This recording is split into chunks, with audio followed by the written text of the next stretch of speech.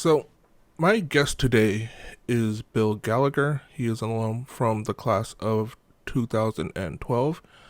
He currently works at YouTube as a platform management specialist, and he has been working there for the past 3 years. And before then, he actually worked at Google for 4 years. So, I'm excited to talk to him today about his career journey and how he got there. So, Bill, welcome to my show. Thanks. My first time ever on a podcast. Listened to many, never been on one. It's been a real interesting journey starting our own, and I must admit, I was pretty excited the first time I saw my show go up on like Spotify and iTunes. I'm like, way more famous people have podcasts than me, and my podcast is up there with them. That's actually pretty cool. Yeah, now if you meet a famous podcaster, you can say we're basically the same. Yep, We have the same me and job. me and Joe Rogan, 100% the same person. So the first question I want to ask you is, I was thinking about it today, and it just kind of occurred to me that we are quickly approaching 1 year from when COVID kind of really started surging, and we all started working from home. And so I know that you are located on the West Coast, but talk to me a little bit about how has this past year been working from home for you? Yeah, I think I've been extremely lucky that I've been able to keep my job through all of it. So I was already working from home actually at that time because I had injured myself playing hockey and was working from home because I couldn't get into work. And I figured that I would have time to go back in and see my coworkers. And then all of a sudden, in the span of 3 days, they said, well, you don't have to come in, and then just don't come in. So obviously it's been just a little bit longer than a year for me. I've been able to stay pretty connected with my team, but I'm obviously getting a little bit sick of working in this apartment. Luckily, in July, my girlfriend and I decided to drive to Michigan because I am originally from Michigan. I'm from Ann Arbor. So we Awesome. drove across the country in about 3 days uh, and stayed in Michigan. Got to see the summer in Michigan, got to see the early fall, which is, of course, delightful. We were able to go to Maine after taking COVID tests and were able to see my family, which was really great, and just kind of get out of the city life that we have here. So again, we were able to keep working through that because we were remote anyway. So we just worked on West Coast hours. So it obviously has been quite troubling in a lot of ways, but really, really, we were able to make the most of it. That's so interesting. Like, I never actually occurred to me until just right now, where it's just like, when you have the ability to work remotely, and I agree with you, like, we're both very fortunate that we've been able to do that because not everybody can. But when you do actually have that flexibility, it kind of like opens up this new possibility space of just like, yeah, I guess technically if I wanted to, like, I could pick up and go to, someplace else. And as long as I'm punched in during the hours I'm supposed to be there, like, yeah, it's totally fine. So, Yeah, exactly. And I got really lucky that my lease ended in San Francisco, which obviously is an incredibly expensive place to live. My lease ended and then we left, so I got to take like 4 months off from paying rent here. And then when I came back, rents were a lot lower, so I was able to get a slightly nicer place. So it feels strange to like look back at it and see like all the positives that came of it for me, because obviously that did not happen for many people. But glad that we were able to take advantage in the way that we did. awesome. So, let's transition a little bit. And so, the next question I want to ask you is your current job title is a platform management specialist. And can you talk a little bit about like what that is? Because like they don't have that major in most colleges. And even when I read your title, I'm like, I'm sure it's something important. No idea what that is. Yeah, my job title has changed a couple times since being at Google, since being at YouTube, YouTube being a part of Google. And yeah, so the platform in question is referring basically to the support platform, the way that we support users at YouTube. One thing that I really like about it is that most people know what YouTube is. Most people use it pretty much every single day.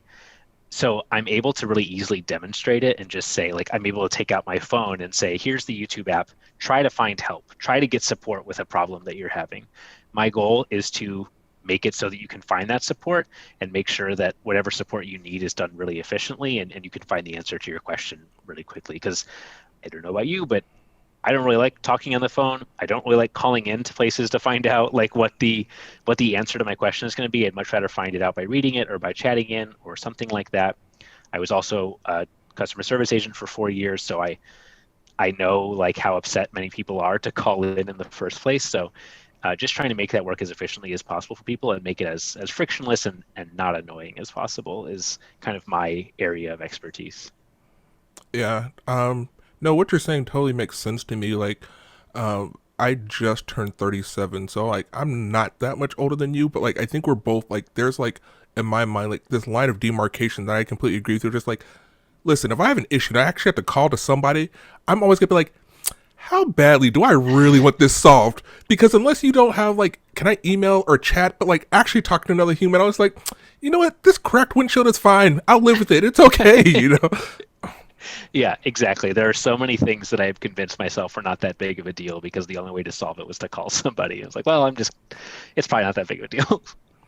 And to me, like, I'm sure it has different like implications for you, but like I also see like some of like the automated chat stuff is also becoming like really really good to the point where just like now you don't even have to talk to an agent. Like yesterday I had an issue with something I had delivered from Amazon, and literally it was always all resolved through the chat bot. Like I didn't even get to the chat to actually talk to another human. I'm like, man, that was actually surprisingly efficient. Yeah. Yeah, it's like, well, they really only need like three or four pieces of information, right? And they're going to be the same pieces of information every time. So obviously, it makes a lot of sense to just ask you those questions right off the bat. And if you can provide it and it understands it, then just take care of it right there. Totally. So the next question I'd like to ask is like, how did this career find you? Because, I don't know for certain, but I'm pretty sure you didn't necessarily start college with the idea of like you wanted to end up here. Absolutely not. I mean, I think even like when I got to college, I had no idea what I wanted to do. And when I look back, I'm sure I thought about it, but I don't think that I really put enough thought into it about what I wanted to do. I had wanted to be a journalist all through like my entire life until like I was in high school, my senior year of high school, and I just kind of decided I don't want to do this anymore. This doesn't make sense. It's a troubling industry to be in then even, and certainly more now. And so I became interested in anthropology and got an anthropology degree, and I really liked it. But I knew that I didn't want to go to grad school. I didn't want to be a professor. I didn't want to. This was not the path for me. So when I got out of college, I got a couple of unpaid internships because I had this vague interest of politics or education or like these sort of improving different ways of life. And I worked on a campaign, and I was looking at after the campaign ended, maybe working in the state House of Representatives as an aide or something. But I happened to go to the CCPD, which I had literally never used in college, um, and and was like, help, what do I do? Like how do what do I do now? Like, am I just going to keep getting these unpaid internships and like hope that one of them turns into a job that is like close enough to where I want to be that it works out. And during that time, I remember I applied to like a tech startup through a friend as an office manager, and I went through a bunch of interviews and they really liked talking to them, and I was like, oh, I'm going to get this job, and I didn't. I was just totally crushed. And I had studied abroad in Japan, and I loved it, and I wanted to go back more than anything. And I applied to be an English teacher there, and I didn't get that either. And I was again just crushed by that. And I was like, man, like I didn't have that many ideas, but the ideas I did have are not working out. So I went to the CCPD and talked to them, and I was like, I don't really know how to make a resume. Like I have the Microsoft Word template, but is like, what do I do with this? And I had seen on the like alumni LinkedIn that somebody was willing to refer people to Google, someone else who'd gone to K like 8 years before me. And so I said, okay, what do I do? Do I talk to this person? How do I make this happen? How do I network? And they said, oh, you should definitely go talk to them, ask them questions, ask them if they'll like submit you or whatever it is. And I was really nervous about it, but I went and met her at homecoming, and she was very helpful. She did in fact refer me to Google. And then I was just like, well, they're going to interview me, but I thought of it as almost like a joke to myself. I was like, well, I've been reading about like the famous Google interviews for a long time. I've heard they're like impossibly hard. There's no way I'm going to get this, so I am going to do my best, but I'm just going to treat this as this is practice for when I interview for jobs I'm actually going to get. And then I got it. So uh, I think, one thing that really did teach me is I found that after I started at Google, number one, I got the job. Number two, somebody else from my graduating class at Kalamazoo also got the job, started at the exact same time as me. And we found out when we got there that the person who referred us got a bonus for referring anybody who actually got the job at Google. So I Oh, just like want to throw that out as like anybody, I was so worried about networking, but really like she had every reason to want to refer me. It wasn't like a big, it wasn't a big cost to her time or anything. She just referred me and then she got a bonus for referring people. And so lots of companies have stuff like that. So that's always something I try to tell people when they're really worried about networking is like a lot of times they'll get a lot of benefit out of it too. that's actually a really good tip and something that I actually didn't know, and I'll be sure to actually tell students that from now on. So, Yeah, I know a lot of like big tech companies out here have things like that specifically. I've worked in tech my entire time, so uh, I guess I can't say specifically how it works with other big companies, but so I want to ask something because you mentioned that initially when you got to K, you were really thinking about possibly going into journalism. And I'd like to ask you like how you came upon that. And just for a little bit of context, like one of the things I find is that a lot of times um the things that we have this saying in our office that like you can't be what you can't see, and a lot of times I find that the things that people think about or like their options are oftentimes defined for them by less like the things that they observe around them. So like how did you actually kind of like land on yeah, my dad was a journalist to some degree. He was like a media relations person. He was a writer. He was writing news articles for a branch of the University of Michigan he worked at in Dearborn. So he wrote a lot. He had been writing his entire life. And I was one of those kids who just loved reading. I loved reading nonfiction. I really liked writing.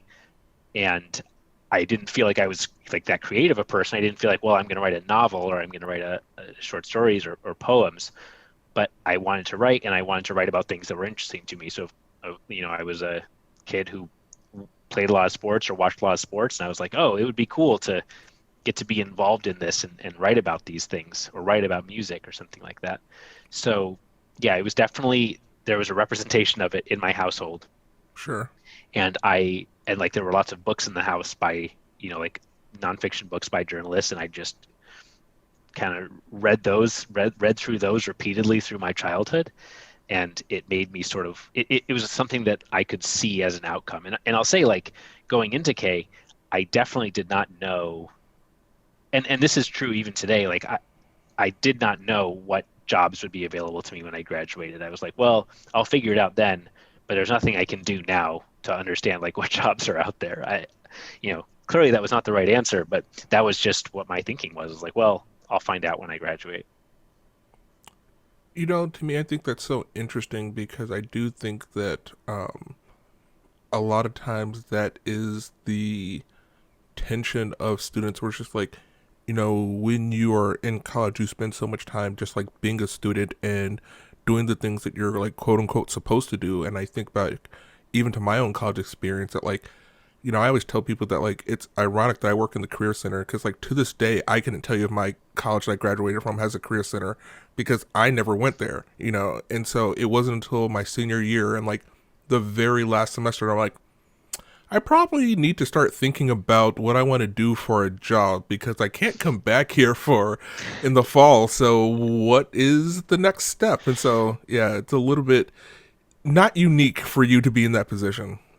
Yeah. I mean, I think like one thing that I found, I remember but the first year after I graduated in June. I did some unpaid internships and I started at Google in January. And I remember the next summer 2013, a year after I graduated, we had interns and they got paid like almost the same amount I did. Obviously, they didn't have a long-term salary, but they just were there and they got paid for it. And I was like, oh, these are college students and they're just making a lot of money for this summer. Then they get to go back to college.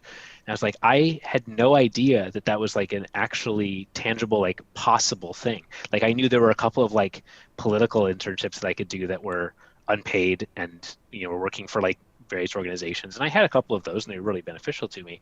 And of course, like I was privileged enough to be able to work those, and it wasn't a huge deal. Like I wasn't on the hook for paying for my college right away or anything.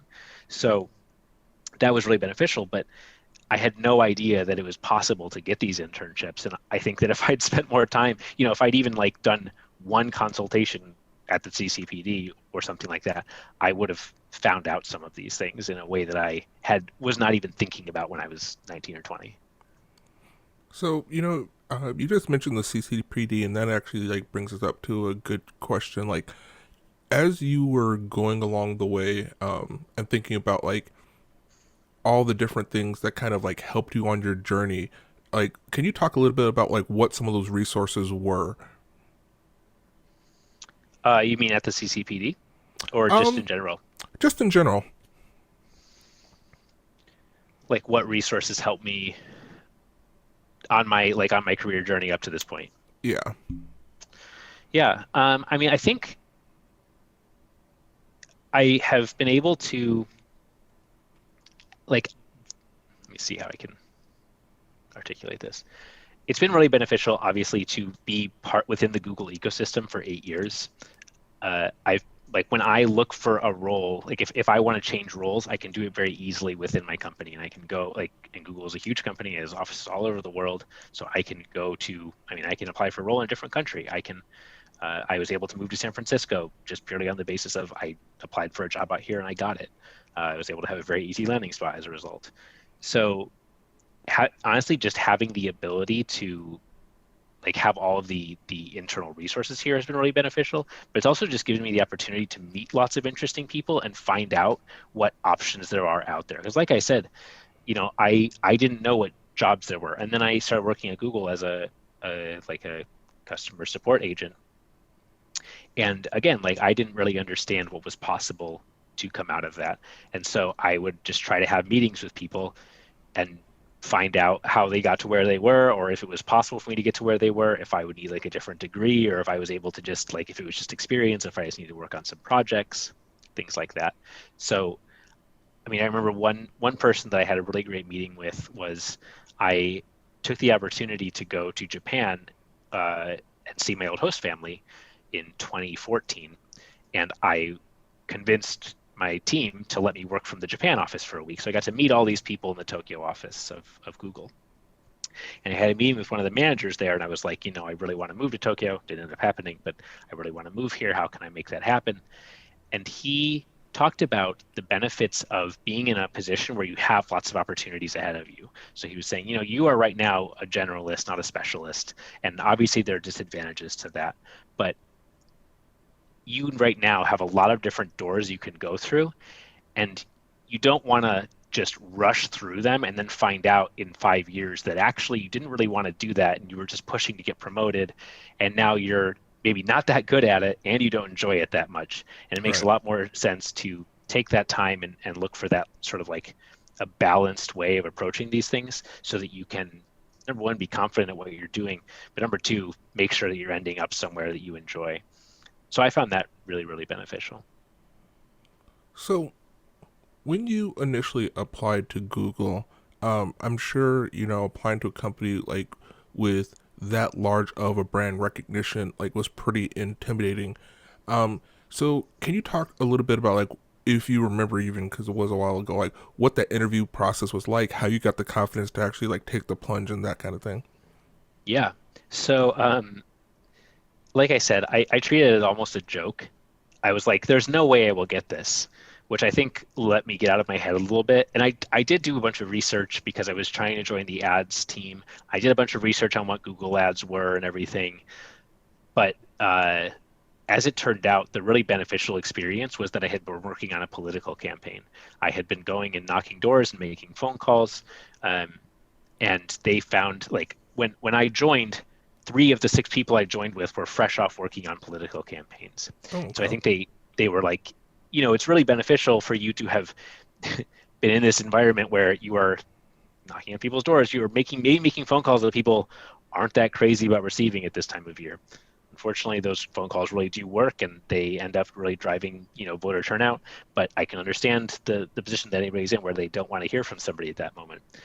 And so when you're working in customer service, right, you're answering these calls that are, people are not always the most pleased to be talking with you. So I think they really valued that.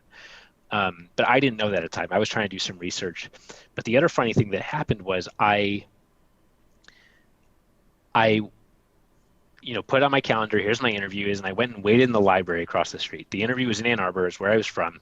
I was able to walk there from my parents' house. I didn't even tell my parents I was interviewing, I don't think, because I didn't want to get their hopes up.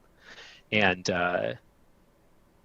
I I waited across the street in the library, and they called me multiple times, but it was from a different number they'd been calling me from, so I didn't know who it was, and I didn't answer, and I ended up being late for my interview. And I just because I had written the time down wrong or something, and I was like, oh no, well now I'm not going to even get this interview practice. And I went over and I was like, I'm so sorry. I was just sitting at the library. I thought it was at 2, it was at 1 p.m. They're like, it's totally fine. Just come back in 2 days and we'll do it then. I was like, really? And he's like, yeah, totally.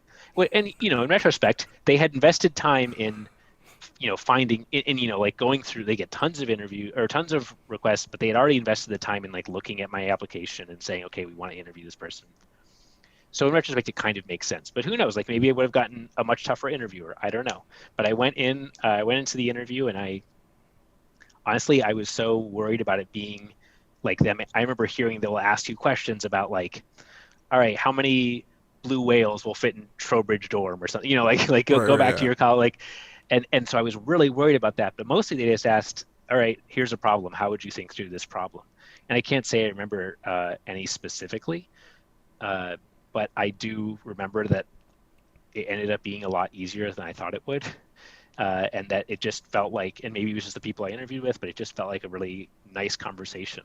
And I have really tried to bring that to, I've been interviewing people this week actually to join a team adjacent to mine, and I do really try to create that environment of, like, we are working on these problems. We don't have the right answers to these problems, but the best way for me to find out if you're going to work on this team is not to make you extremely stressed and then Hmm. like make you really nervous, make you forget everything, because that's not the position you're going to be in. You're going to be doing this job as part of your routine. How do you think through things when they're part of your routine? So I do try to make it really, really welcoming for people, because that made such a huge difference for me when I was interviewing, and it took a lot of that pressure off that you were talking about, where it's a big brand name company.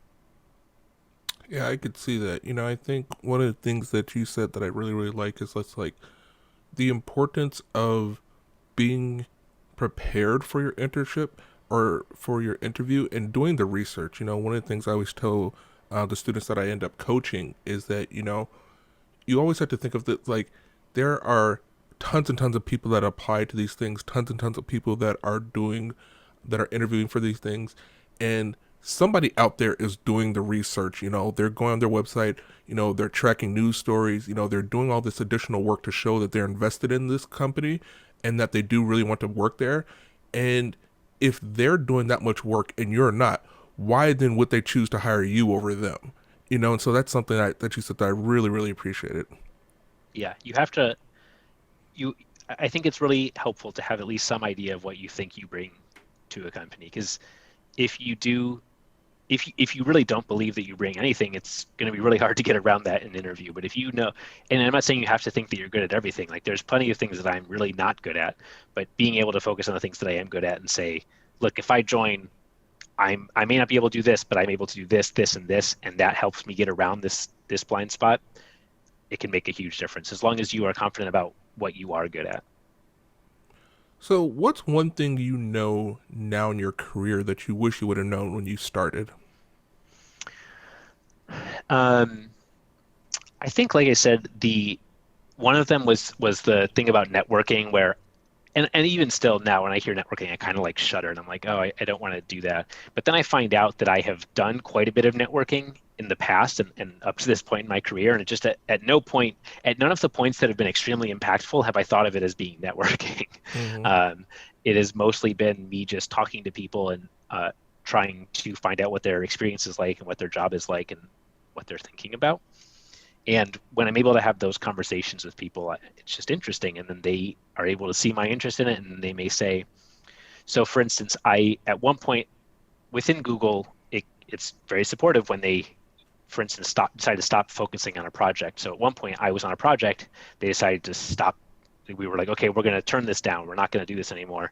But because we have already got you into Google, because we think you are already extremely good at your job, and it's not because of your work that we're turning down this project. We're going to give everybody a period of time to find a new job, which is extremely nice. Yeah, and Because generous. yeah, exactly. It's like, okay, you are basically paying me to find a job. This is, and like someone who had parents lose their job suddenly, is like ridiculous. Honestly, it was like when I heard about that, I was like, oh, okay, well, that's, and certainly some people just didn't do it. They said, okay, cool, you're going to pay me for this amount of time.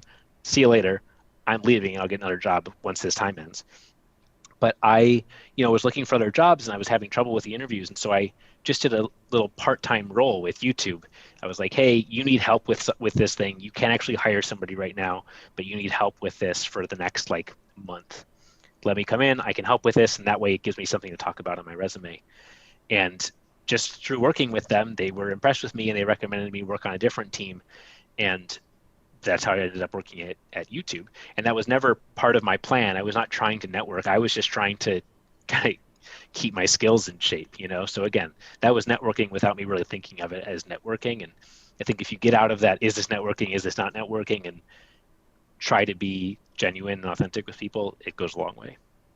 Yeah, that's something I totally agree on. One of the things that I always try to tell students that like networking is just talking, and more than anything, it doesn't even have to necessarily be career related.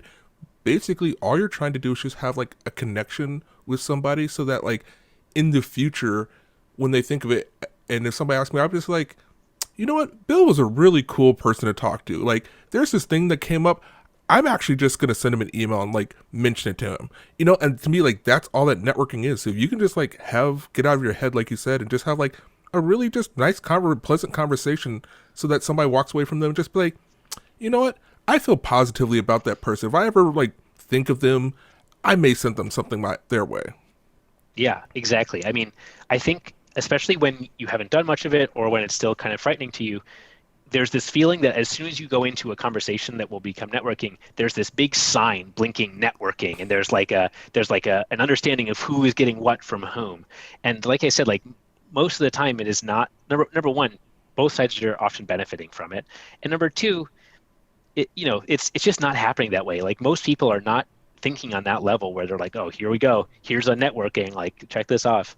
I mean, things that I've connected with at Google, with people at Google, with people outside of Google, have been so diverse. I mean, one time my manager had me meet with a director at our company. He's, someone who makes quite a lot of money and manages like 50 to 100 people. And she's like, hey, I want you to go talk to him because he's from Boston. He plays hockey. And I was like, oh, okay, well, I play hockey, so maybe, I'll make a joke about that, and then we'll like talk about, like networking. And I get in there and I ask him like one question. He like answers. He's like, yeah, but like, come on, let's talk about hockey. And then we talked about hockey. And then like Hmm. every time I see him for the next 4 years, he's like, hey, Bill, how's it going? And he like talk to me about hockey. And again, that's someone who like he just has like a better feel for who I am as a person. And I've talked to people about dog training. I've talked to people about, I actually have gone back to school here in my spare time, and to work on like graphic design, just kind of as a hobby. And so like talking to people about stuff like that, like any of this stuff helps, kind of grease the skids for the idea of networking happening later. It doesn't have to be, okay, we are having like a discussion about professional opportunities, because Yeah. that's what everyone tells you networking is, but that's not what it is at all. No, not at all. Like, listening to you tell that story about the hockey stories, that like one of the best pieces of advice that I got from a mentor was that like, so oftentimes, we end up thinking that like the thing that matters the most is your technical skills and your ability to do the job, and like how personable you are and how likable you are. Like it helps, but it's kind of like whatever. And at least in my experience, I found out like actually those things are flipped. Like it matters way more if you're likable, if people like working with you, if you're a good teammate. Because like, we can literally train anybody to do this. Like that's the thing that most students don't understand is that like, when you get to a job, they will train you on how to do it. But can you be a good teammate? Can you be reliable? Do people enjoy working with you? Can you take initiative? Like those are the things that really matter. And because like as you like probably know from yourselves, like once you actually become an adult, you start working full time. Like honestly, the people that you work with end up being some of the closest people to you because like you're just not seeing your friends and you don't have always have a chance to let's like you know what we're just gonna go hang out with so and so like no I guaranteed see these people for 40 to 50 hours a week outside of my family like these are probably some of the closest people to me. Yep. Yeah, exactly. You're seeing these people all the time, and you're exactly right about like when you're trying to decide. It's like you want to know if someone has the capacity to learn something. But if someone demonstrates, number one, they have the capacity to like pick up a concept, usually that's all I'm really looking for. It's like I'm not asking you to understand our specific like what specific tools we use, but like have you done this in a spreadsheet? Okay, cool. Then you could probably pick this up. Like it's not that complicated. And number two, like can you do this job on a person to person level? Can you interact with stakeholders? Can you convince people that what you're recommending is a good idea? Can you show them why it's a good idea so like well enough so that they think it's their idea or so that they at least understand, oh, you're right, this makes more sense than doing this other thing that I wanted to do. That sort of thing is so tied to how personable you are and how your ability to just communicate on an empathetic level. It's a huge deal. So for the case student that's listening to this right now and may not have like any idea of what they want to do with their future, like what advice would you give to them? I think I would say do try to look into a lot of different things. Just ask people if you can buy them coffee and schedule 15 to 30 minutes talking with them. You'd be surprised how many people are willing to do that, especially if you ask them at the end, who else should I meet with? And then they send an email like connecting you. That has been extremely helpful for me. The other thing I would say, and this is something I didn't know coming out, is that I thought coming out, I was like, okay, I have a degree in the humanities, I have a degree in anthropology. This means that I'm not employable, right? And the truth of the matter is, they do need people like you. They need people who are able to synthesize information. They need people who are able to think through these things on a really deep level. They need people who are able to communicate these things to a wide variety of people, to understand the different places that people are coming from, to understand the different walks of life people may be coming from. So it's not like I work at like one of the standard tech companies, and I work with so few engineers. Like there are very few engineers that I work with on a day-to-day basis. Most people I'm working with are, if not like totally humanities based, at least somewhat like that. So I would really encourage people just to not close the door, because that is something that I would have definitely been tempted to do. And like I said, when I didn't get that first tech role, I was like, oh, I'm never going to work in tech. I'm going to work in something else.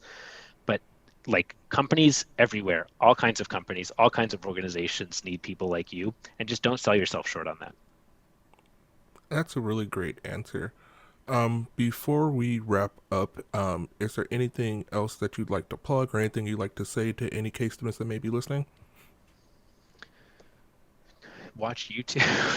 I don't think I have to tell anybody to do that. I will say, like, I have talked to a couple of case students have been brave enough to reach out via LinkedIn, or via email or whatever. And I'm always happy to talk to them. I'm always happy to give advice and basically say the same things that I said today. I like hearing about what kinds of experience people are looking to get, and what kind of path they want to go on in their career. So I don't know if this is the place to say that, but I'm happy to help out if people want to reach out to me. No, that's totally the place to say that. And I will say that if you would like to figure out how to get in contact with alumni like Bill, we recently just uploaded a 2 minute mini webinar on how to do that on the CCPD's YouTube channel, which Bill actually helped us get a hold of because that's a whole long story of how we end up losing control of that. But yeah, we actually have a YouTube channel, youtube.com/KZOOCCPD. CCPD. You can go on there and it'll show you how to find people on LinkedIn and then how to also find them on the alumni directory. So feel free to check that out if you'd like to get his contact information. Um, Yep. but that's it for this interview. Thank you, Bill, so much for being on my show. Yeah, absolutely. I feel like I talked very fast, so sorry if you have to like slow it down in editing or something. No, you were great. This is awesome. Thanks again. Yeah, thank you.